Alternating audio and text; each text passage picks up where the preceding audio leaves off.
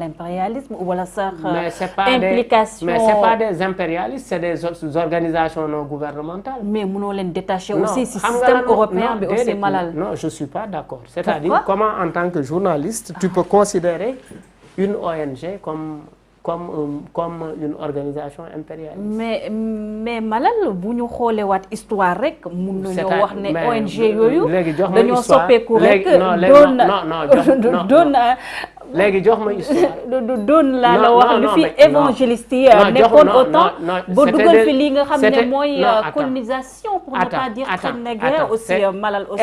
Est-ce que ce qu'il nous le travail que nous faisons avec ces organisations, est-ce que c'est un travail qui nous demande de changer négativement la mentalité de nos concitoyens sénégalais, non? C'est un travail qui nous permet d'organiser wax ak sa mère. Parce que fal nga sa mère, ñëw na ci yow laaj la sa baat nga fal ko. Mais est-ce que vous n'êtes pas un peu naïf aussi bu ñu xamee ne ONG yooyu dañoo am aussi leur propre procédé pour ne pas dire des agendas cachés Malal. mais seen bu ñu amee seen agenda caché ñeneen lañ ko seqal ñun dox ak sa gox lañ seqal ñoom.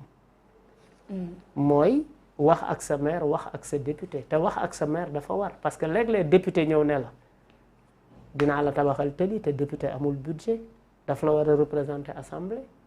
léeg-léeg maire bi ñëw ne la bu ma faloo maire dinaa def lii ci gox bi dinaa def lii ci gox bi mu falu au lieu mu tabax hôpital waxoon na la ko mu dem defi leneen loolu loo war a waxtaan ak monsieur le maire la parce que dañu war a créer waat conditions yi cette fois-ci population yi taaj maire bi fàttali ko yi mu dige woon càmbar ko xool fi mu ci toll ndax ndenkaane bu amul saytu luubal ba dafay yomb donc en fait yooyu la ñu seq ak organisation yooyu donc c'est aussi simple que ça. Maintenant j'ai une fois vu une photo circuler ci benn programme bu ñu doon dawal bu tudd dialogue pluriel ay imam sax bokkoon nañ ci et après je vois ci photo bi ñu fléché suma benn waay bu tudd Paco mooy suñu secrétaire général association ñu jaawale ko avec un défenseur des homosexuels benn waay bu sant Diouf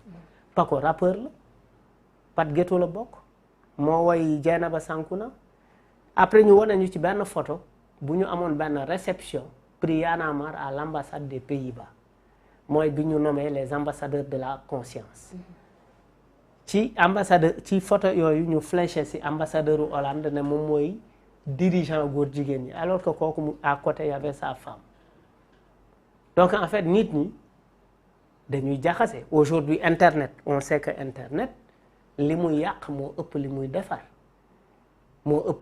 nit ñi ils oublient que man maa ngi tudd Malal Almami Mamoudou Momad Thierno Abdoul Boukari Wahab Talla ñun dañuy jàngale alxuraan samay maam ñu ngi ci loñ samay maam ñu ngi Sinthiou Bamambé foo dem ci këru diina Sénégal yi boo waxee tàll ñu ne la ñii ay jàngalekat c'est des érudits mais je fais pas prévaloir cela il faut que les gens arrêtent de raconter n'importe quoi et le rôle de la presse c'est d'aller vers l'information c'est de mener des investigations sérieuses ñu ngi wax ci Y'en a marre ni day luubal wala setul mais il faut aller vers l'information il faut aller enquêter sur Y'en a marre. C'est pourquoi vous êtes sur le plateau. Non, c'est pas une enquête. M'inviter sur le plateau et faire un document pour donner sans m'inviter.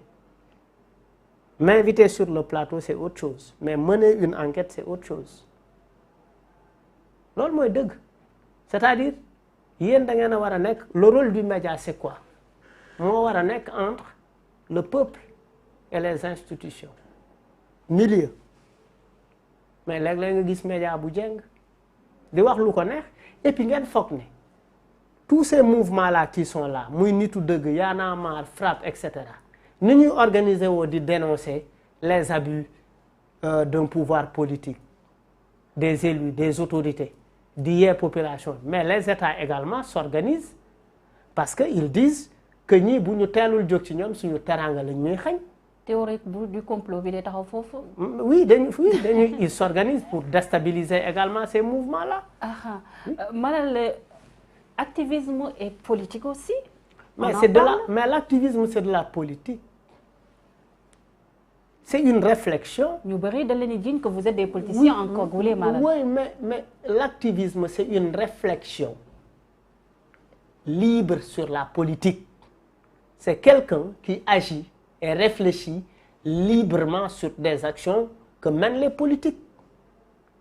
Maintenant, quand les actions et les expressions que ces activistes, entre guillemets, mènent contre les politiques, bu fekkee dafa commencer yàqal politique yi, il est important que les politiques organisent la riposte. Est-ce que mën nañoo xaar ku mel ni Malal Talla, je vais pas dire suivre les pas frère am ku mel ni comme Fadel Barro bi nga xam ne mën nañu wax ne fu mu toll nii mu ngi bëgg doon maire de Kaolack ñu xaar Fadel Malal mu dem bëgg jël place yu magam aussi au niveau de Wakhinane Nimzatt. Moi d'abord je dirais Fadel, je l'encourage, hein. Allez Fadel. Parce qu'en fait, il est en train de faire un travail excellent. Mais Fadel, c'est que oui, mais Fadel musul bëgg lu yomb. Fadel bul fàtte ni que Fadel est fondateur de Y'en a marre. Tout à fait. Et c'est un grand monsieur aussi. Et c'est un très grand monsieur. Ouais. Fadel est quelqu'un de très sincère. Ouais, et quelqu'un qui aime son pays, qui aime sa localité. Et qui a un rêve. Qui a un rêve. Fadel dafa am ñaari affaire yu ma jàngal. donte maa ko mag Fadel il me dit Malal. Ah bon? Oui.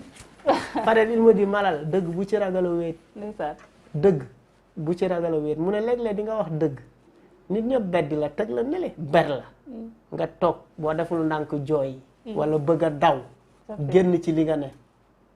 mais boo toogee tuuti ñun nañ la fekk si. fu mu toll nii yaa ngi koy defal propagande. non Malal.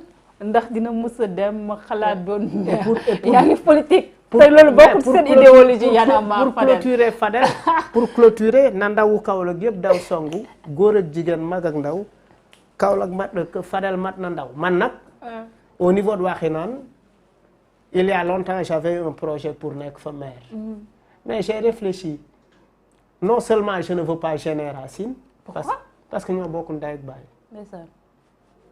mooy taw may caat je ne vais pas aller faire une campagne contre mon frère. Mais peut-être ton frère gisoo si moom. oui mais du ma même bu ma gisul si moom lii mais dañu bokk ñoo bokk ndey ak baay.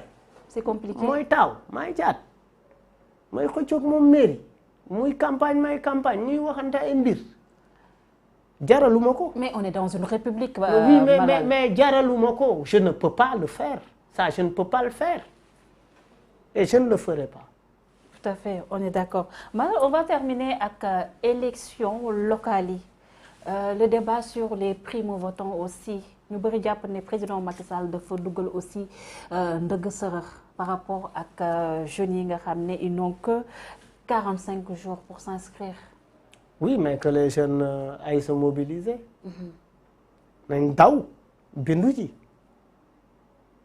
c'est important.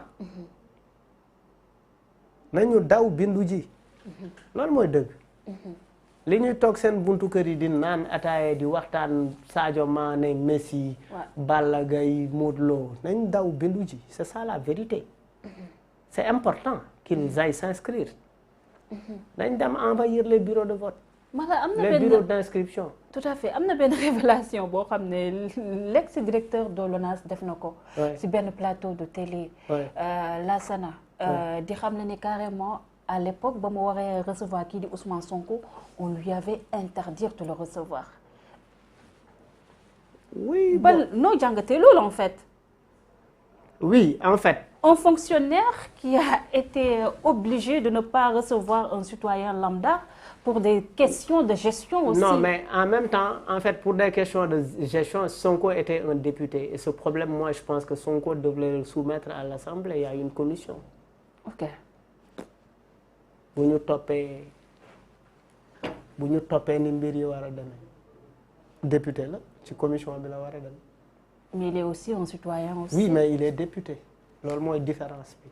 Tout à fait. C'est un citoyen que les citoyens sur qui les citoyens ont confiance fal ko def ko député pour mu leen di représenter à l'Assemblée. Mais le on m'a interdit. Oui, mais il l'aurait. Pourquoi waxu ko boobu?